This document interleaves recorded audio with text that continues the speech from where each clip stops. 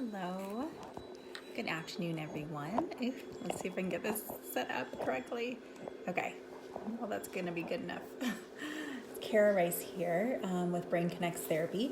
And I wanted to come on and talk a little bit about the brain development as it relates to primitive reflexes. And just to give you guys some of the parents out here better ideas of why this can help your child, or if it can help your child. So when we are infants, we're going to go back and do a little anatomy. So when we're infants, we first start developing our brainstem. Our brainstem consists of our pons, our midbrain, and our cerebellum. These are what we call or term our survival brain, or some people say the reptilian brain. This is the brain that all animals have. So if you think about deers or reptiles, that's why we call it a reptilian brain. Hi, Laura.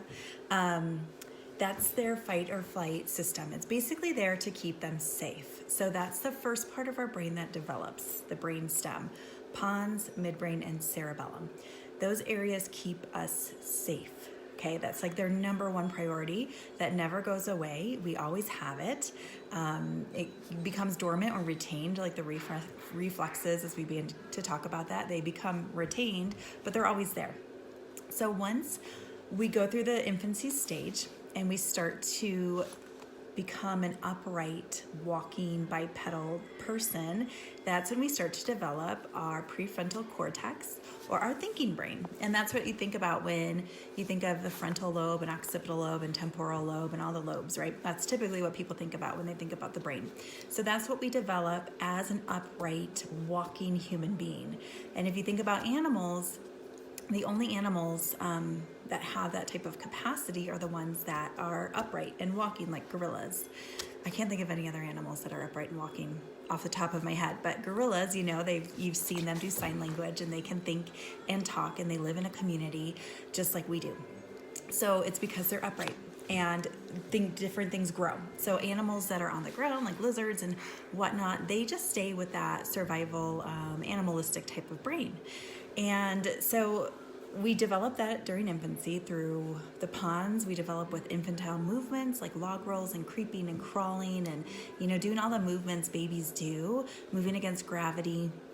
And then the midbrain is developed with our primitive reflexes, which incorporates all the sensory information. And then the cerebellum is really all about that right and left brain connection, developing the corpus callosum, and really a lot of the vestibular visual, like all of those movements, really refining movement and coordination. So once we have that, then our prefrontal cortex is able to grow great, just typical, normal, and like wonderful, like no problems. Now, of course, if you are a baby and something happens during that developmental stage, whether it's trauma, lack of movement, lack of sensory information, toxins, bad food, whatever, and like the development is kind of halted for whatever reason or kind of altered, you're going to just end up having disorganization during that period. And then you're still going to grow, your prefrontal cortex will still grow, but then you're going to have a disconnect between the two versus somebody that is able to grow typically on the ground, doing a lot of anti-gravity movements, having great nutrition and breast milk, and being connected with their loved ones and connected with their family. They're going to grow probably on a normal path. So I like to always tell parents a little bit about some examples of what it would feel like for their child as an adult. So here's one of them in regards to if your child still has those retained reflexes, they still have issues with their cerebellum, just anything in the brainstem, they're still going to have some of that survival brain really kind of dominating their life. It doesn't mean that, like I said, you always have it, like it stays with you to keep you safe, but it'll be more dominant in people that didn't integrate everything together.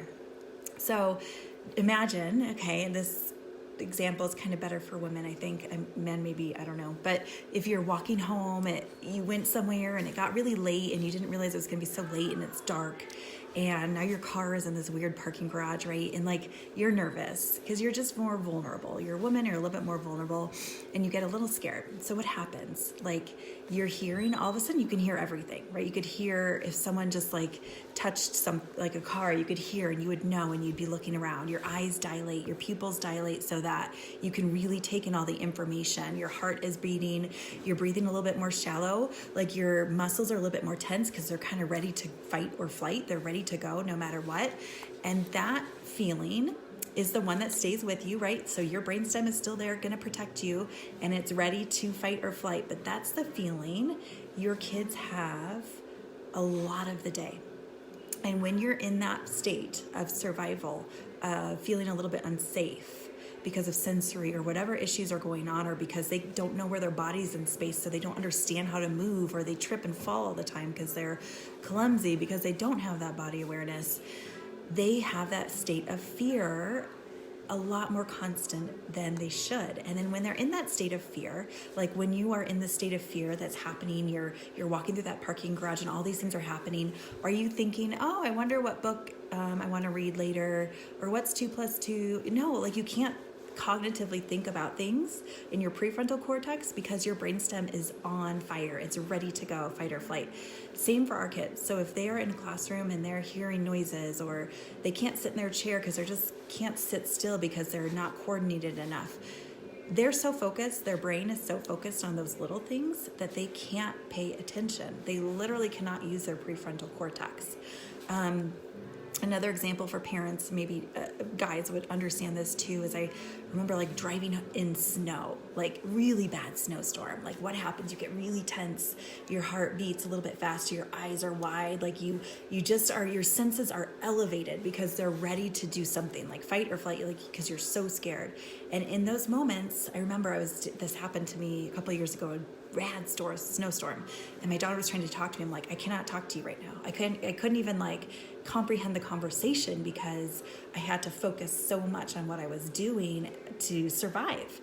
And I want you, of course, that's a really big example, dramatic example for our kids. It's a little bit, less dramatic, but it's more chronic. It's more constant.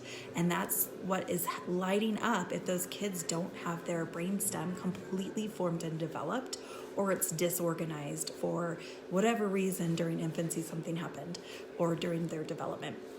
So that's why if your child is suffering with any type of learning challenges, reading problems, paying attention, behavior, memory, organization, things like that, that's happening in the prefrontal cortex. And that's why we go back and we look at the brainstem. Do they have their pons developed? Do they have their midbrain developed? Do they have their cerebellum developed? And if they don't, that's where you need to start to allow the prefrontal cortex to fully develop organized. So I hope that makes sense. So that's my little spiel about just kind of give you a little bit more understanding about what it means to understand why reflexes are important. But also, you want to remember, because there is the pons, the midbrain, and the cerebellum in that brain stem, that you need to develop all of them. So reflexes are only part of it. So you still have infantile movements, you still have the reflexes, and you still have the right brain, left brain balance and coordination. So if you just take a little piece out of it, I know a lot of people, reflex integration is like a buzzword right now. If you take that little piece and you only do that, some kids might get better, but some kids are still going to be, you'll see improvements and then it's going to plateau. And you're plateauing because you haven't hit the cerebellum piece.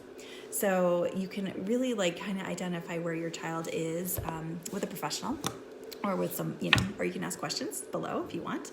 And, but that's really where we see this missing connection, and where it really unlocks the ability for your child to really learn and process everything they need to do in their prefrontal cortex for the rest of their lives and have optimal functioning. So I hope that makes sense. Please put any questions or comments below, and have a great day.